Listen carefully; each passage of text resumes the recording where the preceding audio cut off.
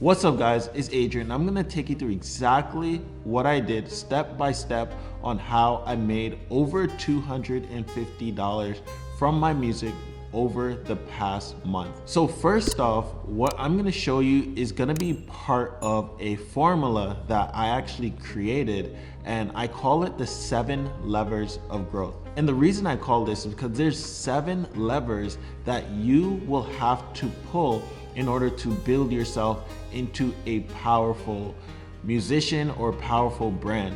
So I'm gonna actually show you guys 3 out of the 7 levers in this video and how you can use these 3 levers to grow yourself as an artist and also make money from your music. Now, if you want to know how to use the other levers, then there's gonna be a link under the description where you can actually go and see me explain all 7 levers for you. So you'll be able to know exactly what to do in order to build yourself as a full-blown artist.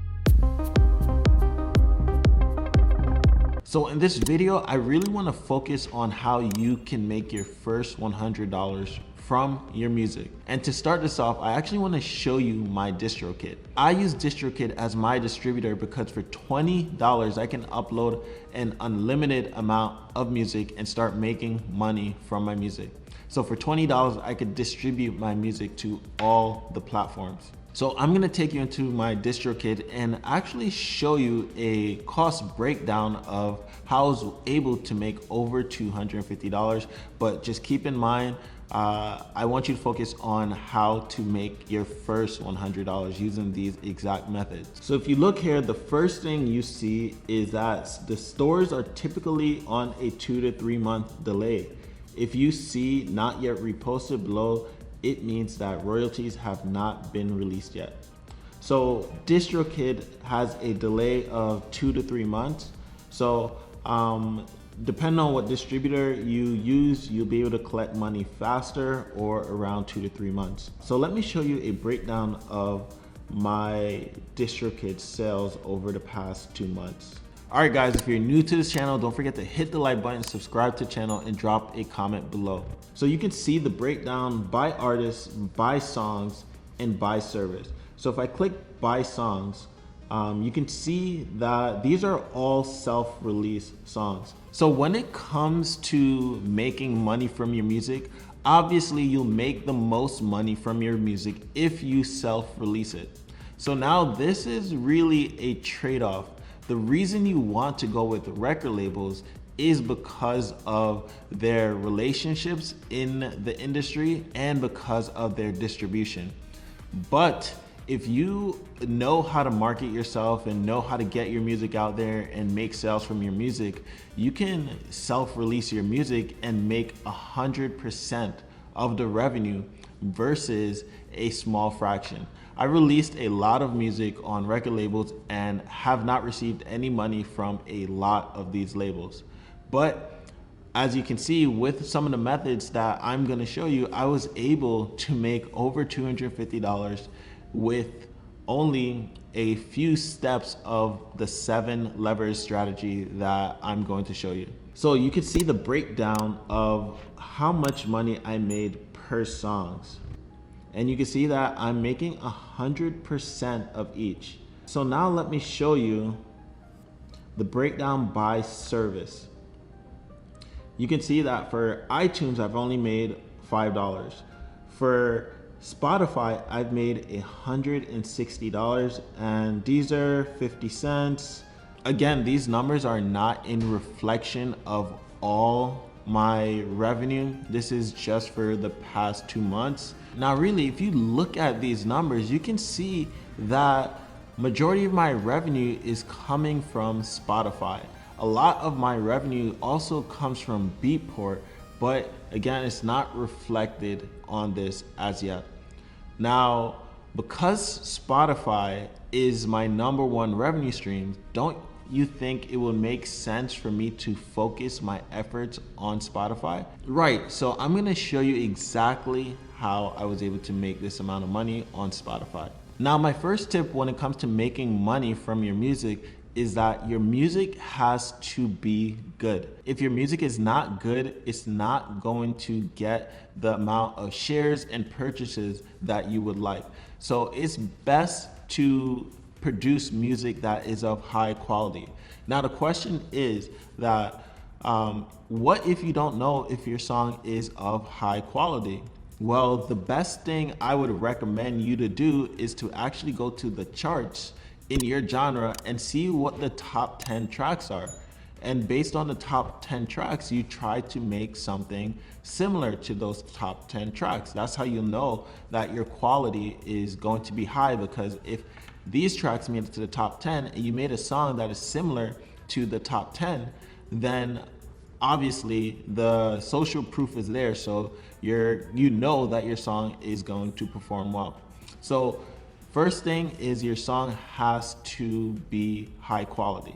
Now second thing is, when it comes to promoting your song, the best way to promote your song is by using viral content. Now, if you want to learn how to use viral content to promote your music and get a lot of shares, then click this video right here, where I actually walk you through step by step how to use a tool that I always use called Viral Spy to find the best content that will get a lot of shares and get a lot of people asking about your music. So now once you find viral content, the next thing you'll want to do is to drive traffic to your music.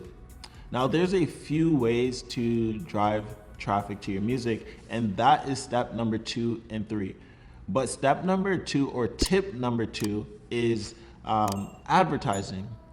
The best and fastest way to get eyeballs to your music is through advertising. Now, when you do find viral content and you do run ads to these content, then your content is going to reach more people and get shared by twice as much or 10 times as much people, because it is a viral content. For example, this video right here, I found on YouTube and it was performing crazy well. Now you might be asking, do I have the rights to use this in my advertising? So the way I went about this is, there's a tab on YouTube called Creator Commons that if you use any of the content in Creator Commons, that means that the creator is giving you permission to use this content. So you don't have to worry about any copyright infringement or any copyright, breaking any copyright laws at all, because the creator is giving you permission. So you find viral content and then you put your music behind it, and then you run ads to it. You can see right here that I got 300 shares and 1,000 likes. All these shares are getting me organic reach. Now, when I was promoting this song, I'm running ads on both Facebook and Instagram. So it's getting a lot of shares on Facebook and getting a lot of shares on Instagram.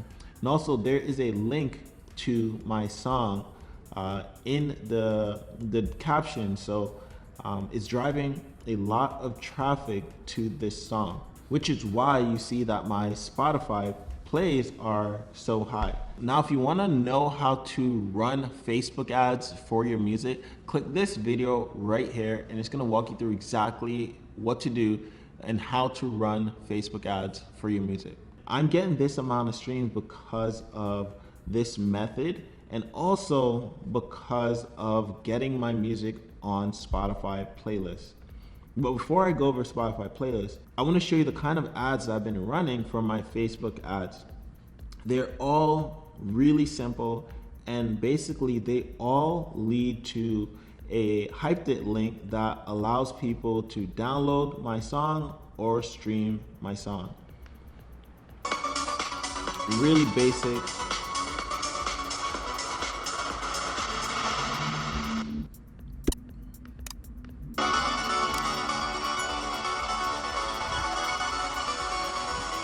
Two,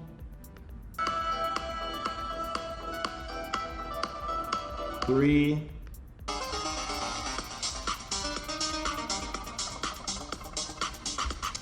four. So you can see that all these ads are really basic, but they get a lot of engagement and a lot of people to stream my music and also share it. And the ad brings people to my Hyped It link, which then gets people to press play and go over to my Spotify and actually stream this song. And every time someone does that, I get paid based on how many streams I get. So now tip number 3 is to get on Spotify playlists. So a big part of my revenue was from getting my songs on Spotify playlists. And the reason I did this is because the Spotify playlists have a lot more listeners in my industry or in my genre that actually likes and listens to my music.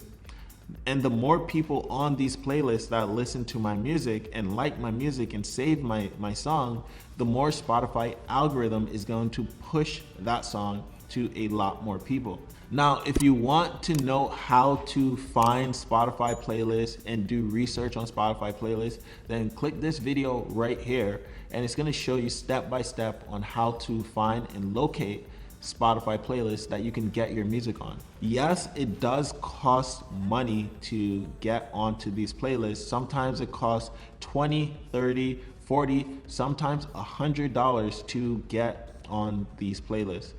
But hopefully, if you do your research, you will get on a playlist that has a lot of people who listen to your kind of music, and as a result, the algorithm is going to push your music to a lot more people for free, organically. Now, if you want to know the importance of actually investing in yourself as an artist, then click this video right here, and it's going to show you how The Weeknd actually spent over $7 million just to get his music in front of millions of people. Now, a big tool for researching Spotify playlists is called chart metrics. It gives you the breakdown of all the Spotify playlists, or at least majority of Spotify playlists, because sometimes it's glitchy and it doesn't show you everything. But chart metrics is a great tool for researching Spotify playlists.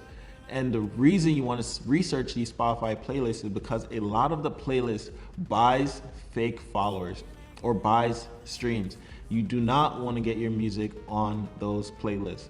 So the best way to make sure that you are getting your music on the right playlist is you want to see a steady increase of streams and followers. If chart metrics shows that someone's followers just spike up like this, then you know that they bought followers and bought likes and they buy streams, and you want to stay away from all of those. Now, the last thing I want to go over with you guys is actually a bonus, and this is something you really need to do if you are serious about being an artist. Because if you do not do this step, then there's no way for you to consistently reach out to your fans. And that is by building a distribution list, building an email list. And you want to build an email list because if you have a large database of people who love your music and you can just press a button to send them all your music, you're gonna automatically get tons and tons of plays and tons of streams the day of release. Now, I actually made a video that shows you how to get 10,000 streams on the day of release, and you could click right here to watch that video. But building an email list is super important. The reason you go to record labels again is because they have a distribution list. But if you can build your own distribution list, then you don't really need to use a record label, and you can grow yourself and build yourself as an independent artist. This is going to be one of the most powerful tools that you can use, because every time you release a song, you can send out an email telling your database that you just released a song, and then you'd automatically get thousands or hundreds of purchases on your music. And that's another way of how I've been able to make money from my music consistently. I just send out one email letting my entire database know that I just released a song. And then a lot of them go to my artist page and then purchase my music. So you can actually see right here This is an example email that I've actually sent out to my database, and all it says is the name of the song. Hey, thank you for downloading my song in the past. I appreciate it. I just released this track and would love for you to grab it. And I have a little description of what they will get from the track. And then I have a button that brings them to my Beatport where they can actually purchase the track. And now every time someone purchases the track from this link, I get paid.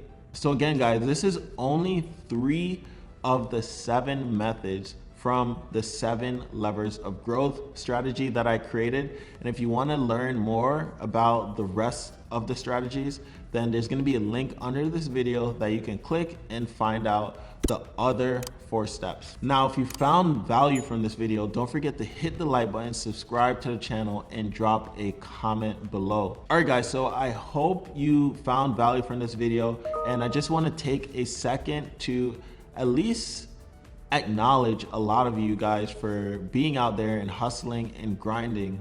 When it comes to being an independent artist, it's actually really not easy. So keep going, keep learning. And one of the most important things you can do as an independent artist is to invest in yourself. You will not grow if you do not invest in yourself.